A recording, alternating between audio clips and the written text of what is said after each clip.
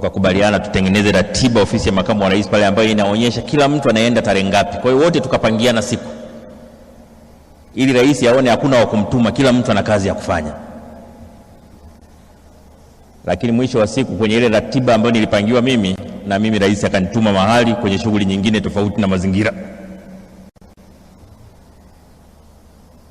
Na jitihada zetu za kukwepa zikufanikiwa.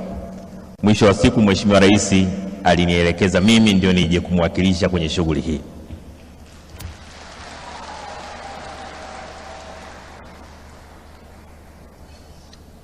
Lakini tulipojenga hoja ya uzito wa shughuli, Mheshimiwa Rais hakuishia hapo.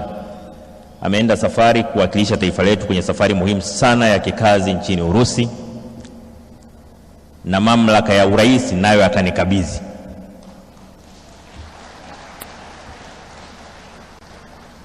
Kwa hiyo bado ameipa heshima kubwa ofisi yangu, lakini pia ameipa heshima kubwa siku ya mazingira. Tunamshukuru sana Mheshimiwa Rais kwa jambo hili.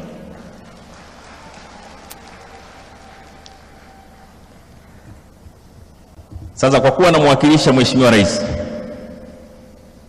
nitajitahidi kuongea kirais. Nitaisoma hotuba yake kama ilivyo.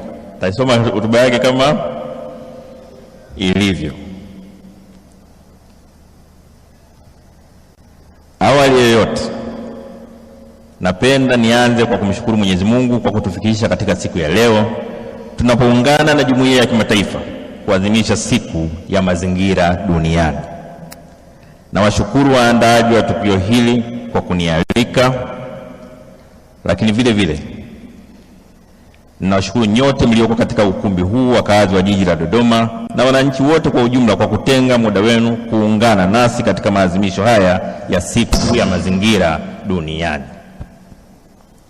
Hii ni siku ya pekee katika mwaka ambapo jumuiya ya kimataifa imeiweka ili kutambua umuhimu wa kuhifadhi mazingira na maendeleo endelevu na kukumbushana wajibu wetu katika kulinda na kuhifadhi mazingira.